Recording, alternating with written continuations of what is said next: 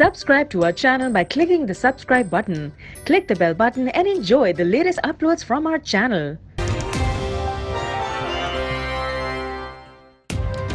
मामला इंतहाई सादा सा है। बता देते हैं ये हमारी जायदाद है और ये उसकी आमदन के जराए। आपका एक सादा सा जवाब मामले को खत्म कर देता। वजीर आजम ने अपनी तकरीर में कहा कि हुजूर ये आमदनी के जराए हैं, लेकिन दिया कुछ ही नहीं। नवाज शरीफ अपने बयान से बरीउज़्ज़िम्मा नहीं हो सकते। अब देखना है कि मामला नैब को भेजें या नाअहली का फैसला दें। अदालत के रिमार्क्स कहा, वजीर आजम और उनके साहबजादों की अप्रोच ये थी कि कुछ नहीं बताना, हकाइक छुपाए गए, जवाबात नहीं दिए गए। कोई कहता है याद नहीं, कोई कहता है अकाउंटेंट को पता होगा। मुश्तरका तहकीकाती टीम की रिपोर्ट को मुकम्मल तहकीकाती रिपोर्ट नहीं कहा जा सकता। अरकान ने दस्तावेजात पर कोई जिरह नहीं की। जिरह के बाद तमाम रिपोर्ट एक तरफा है। अगर वजीर आजम के असासे आमदन से ज्यादा थे तो JIT बताए। ये जायदादें और मिल्स वजीर आजम की मिल्कियत नहीं है। वजीर आजम के वकील के अदालत में दलाइल। ख्वाजा हारिस बोले, कहा कल अपने दलाइल मुकम्मल करने की कोशिश करूंगा। देखना होगा JIT दस्तावेजात कानून शहादत के मुताबिक है या नहीं। जस्टिस एजाजुल एहसन के रिमार्क्स, सफारत खाने की तस्दीक के बगैर दस्तावेजात को दुरुस्त नहीं माना जाता। ख्वाजा हारिस के दलाइल, दस्तावेजात असल हो तो सफारत खाने की तस्दीक जरूरी नहीं। अदालत का जवाब, जस्टिस एजाज अफजल बोले कि क्या JIT दस्तावेजात को सिर्फ इस बुनियाद पर तस्लीम न करे कि ये हुकूमत ने नहीं दी। नून लीगी रहनुमा सुप्रीम कोर्ट के बाहर अपोजिशन रहनुमाओं पर बरस पड़े। बोले, सियासी लूले लंगड़े लोग सुप्रीम कोर्ट से इंसाफ नहीं इख्तिदार लेने आए। ये सारा खेल 2018 के लिए हो रहा है। जो हो रहा है सबको समझ आ रहा है। पाकिस्तान की असली अदालत अवाम है। JIT रुकन के रिश्तेदार के जरिए वजीर आजम के खिलाफ जाली केस बनाने की कोशिश की गई।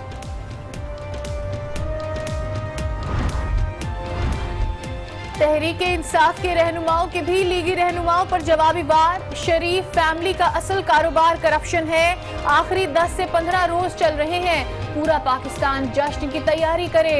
रवा माह हुक्मरानी के बड़े बड़े बुर्ज उलटते नजर आएंगे।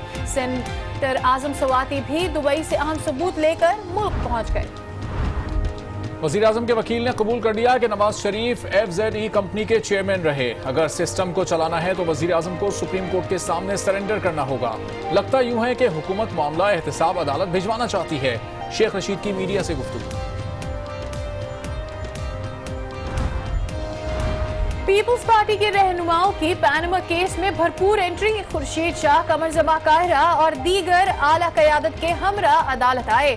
समाअत के बाद मीडिया से गुफ्तगू में कमर जमा बोले, जजेस ने बार बार कहा आपके पास सबूत है तो पेश करें, लेकिन उनके पास कुछ न था। अगर वीडियो रिकॉर्डिंग बाहर आई तो किसी को मुंह दिखाने के काबिल नहीं रहेंगे।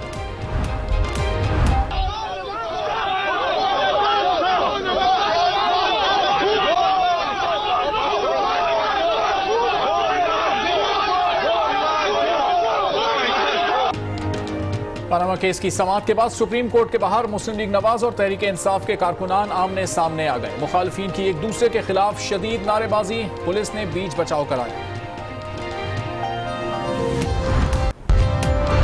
वजीर आजम नवाज शरीफ से मौलाना फजल रहमान की मुलाकात। पैनामा केस और मुल्क की सियासी सूरत हाल समेत अहम अमूर पर गुफ्तगू। कतर के वजीर खारजा शेख मोहम्मद बिन अब्दुर्रहमान अल सानी मुख्तसर दौरे पर आज इस्लामाबाद पहुंचेंगे। कतरी वजीर खारजा PM हाउस में वजीर आजम से मुलाकात करेंगे।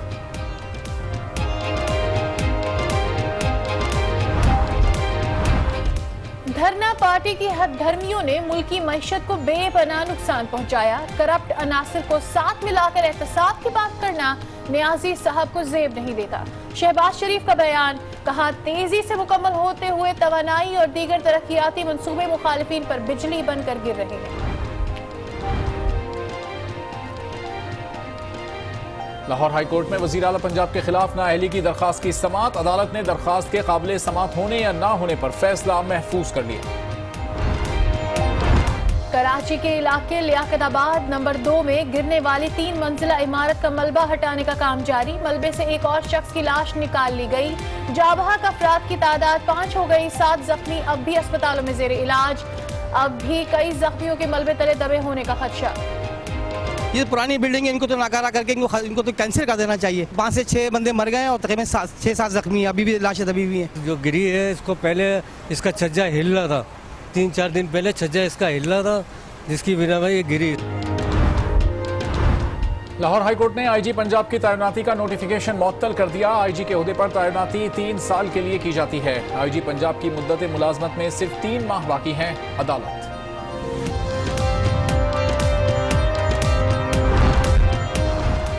लाहौर और इस्लामाबाद में ठंडी हवाओं के साथ बरसते बादलों ने मौसम को हसीन बना दिया। महकमा मौसमियात ने बारिशों का सिलसिला मजीद जारी रहने की पेशगोई कर दी।